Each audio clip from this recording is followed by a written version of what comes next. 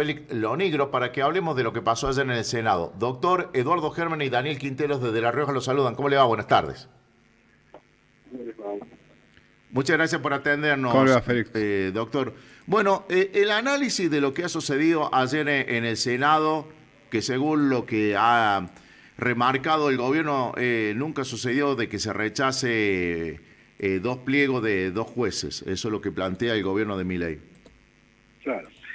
Bueno, a ver, es cierto que nunca ocurrió eso, pero también es cierto que la cantidad de veces que se han designado jueces de la Corte por decreto, tampoco lo podemos contar mucho con los dedos de la mano. Por decreto, yo digo por decreto porque como dice todo el mundo, mal dicho por todo el mundo, en realidad la crítica no es que sea por decreto, porque todos los jueces son designados por decreto, pero el tema es la designación en comisión que se hace durante el proceso del Senado. Eso tampoco ha sido muy común.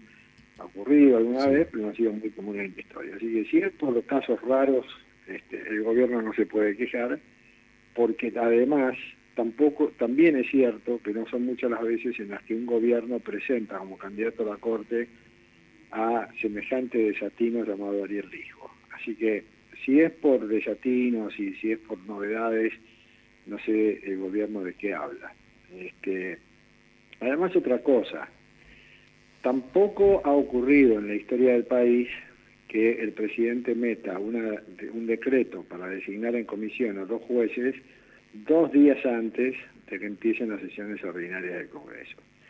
Eso es una provocación, es una afrenta, realmente eso además es lo que hizo que no pudieran juntar los votos en el Senado, porque hasta que Milei designó en comisión a Ariel Rijo y García Mancilla, no se sabía, estaban ahí, era muy probable que saliera. Bueno, ahora el gobierno se metió un tiro en los pies, tuvo una derrota política, otra más, es decir, otro desatino más por pavadas, porque realmente Milei podría haber esperado el inicio de las sesiones ordinarias y tal vez los tantos en el Senado hubieran sido diferentes.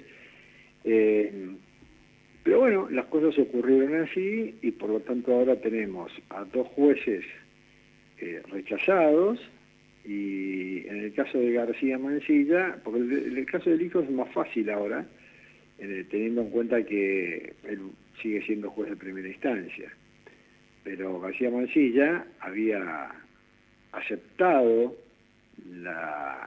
que le tomen juramento, aceptó ingresar al máximo tribunal provisoriamente, porque las designaciones en comisión son provisorias, y el juramento que prestó ante el presidente ante la Corte misma no reemplaza al requisito constitucional previsto por la Constitución, que es el acuerdo senatorial. O sea que en definitiva, García Mancilla era un juez magistrado provisorio, transitorio. Dependía y faltaba el acuerdo del Senado, que no solo no llegó, sino que además hubo expresamente un rechazo. Esto significa que a partir de anoche, García Mancilla es un juez, no es más juez, y sin embargo está ahí en el máximo tribunal, sin expectativa de que vaya a renunciar, y con la expectativa que todos tenemos ahora para saber qué va a hacer la Corte cuando García Mancilla, tal como dijo, le presente una nota pidiéndole que aclare esa situación. Y la Corte ahí tiene 3 alternativas. O le dice que efectivamente ya no es más juez de la Corte en función del rechazo del Senado, o le dice que fue designado en comisión, pero que puede seguir hasta el final del año parlamentario de este año, que es el 28 de febrero del año que viene, o le dice que ya por haber recibido el juramento se convirtió en un juez definitivo, cosa que sería aberrante, porque sería un juez designado sin uno de los requisitos constitucionales, que es el acuerdo senatorial. Así que es todo una incógnita, saber ahora qué va a pasar con García Mancilla. Habrá que esperar porque son nuevos capítulos de esta serie, de esta temporada, ¿no? Que lleva 9 meses. ¿Cómo le va, Félix? Daniel Quintero lo saluda. 9 meses Sí, lleva, calcula. 9 meses lleva esta novela del hijo Mansilla. Sí. Félix, por un lado, hace un ratito hablamos con el senador Luis Juez, y él dice que con esto que pasó, más o menos lo que usted acaba de decir recién, dice, acaba de la Corte meterse en un brete tremendo, porque ¿qué hace ahora? Porque la Corte es la que le tomó juramento a Mansilla. Estoy leyendo Sí, que el pero juez Ramos Padilla, que es un juez netamente kirchnerista, le ordena a García Mansilla que no intervenga en causas en la Corte durante 3 meses. Es decir, ¿qué va a hacer García Mansilla? ¿En qué limbo queda? a ver, en este momento García Mansilla, lo más lógico y razonable sería que presente su Claro, renuncia, claro. porque, e inclusive le digo más, yo ni siquiera sé si es necesario que presente la renuncia, porque en realidad la decisión del Senado ya opera ipso facto y no tiene, opera de inmediato, y él ya no es más juez, no tiene más la investidura de juez. Pero bueno, por una cuestión de lógica y de formalidad también renuncia. ¿No quiere renunciar? Bueno, perfecto. La Corte va a tener que decidir. No sé si se acuerdan ustedes el caso de la jueza de la Cámara de Casación, Ana María Figueroa, Sí, que ella cumplió 75 años en agosto y estaba pendiente todavía el acuerdo senatorial para su renovación por 5 años más. Y llegó el día de que cumplió 75 y ella no se fue, porque dijo, tengo pendiente el acuerdo del Senado. La Corte le dijo, no, doctora, usted no es más jueza de la Corte, no es más jueza de casación, porque la renovación y el acuerdo senatorial lo tiene que tener al momento de cumplir los 75 años. Y decidió, puso luz o arrojó luz sobre un tema que estaba ahí era en materia de interpretación. Bueno, acá pasa lo mismo. Acá la Corte va a tener que... Y García Mansilla le va a dejar planteado el tema, porque se le va a pedir que aclare esa situación. Así que lo va a resolver la Corte, veremos cómo.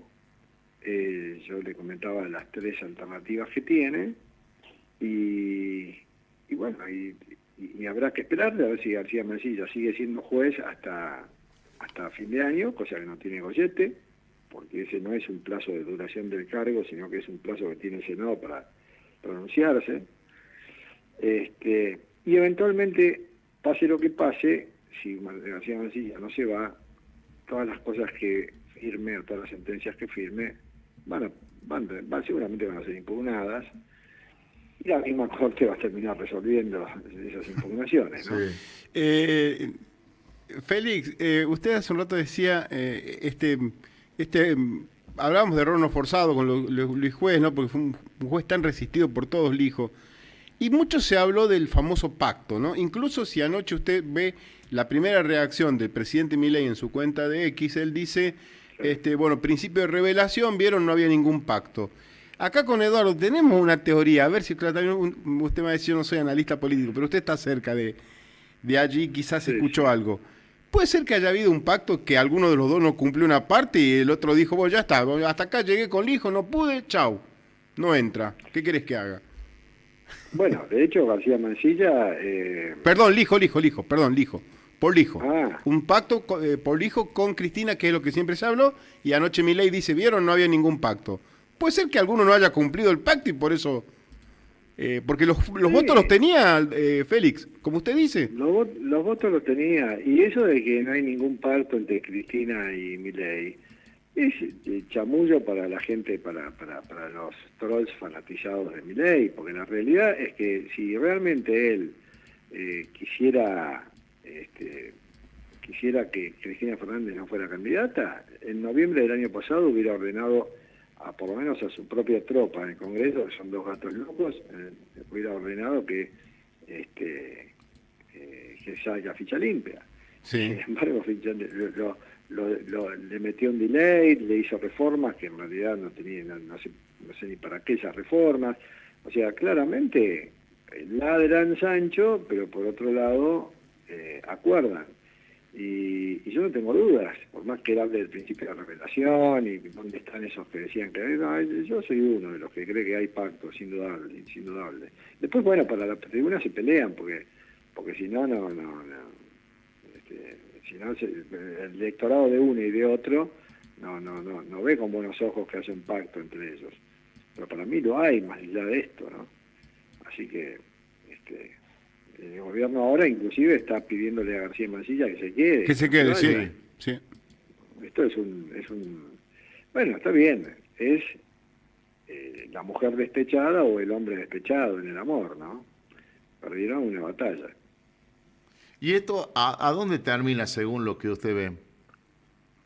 A mí me parece que seguro que la semana que viene, probablemente el lunes, García Mansilla, si no lo hizo ya, presentará una nota formal al Senado para que a la Corte como órgano institucional, y la Corte yo creo que la semana que viene se va a expedir, porque no puede esperar mucho la Corte, no puede esperar, porque después García Mansilla tiene que seguir actuando, y si la Corte no quiere problemas, conflictos, impugnaciones y por este tema, va a tener que resolverlo, va a tener que decidir.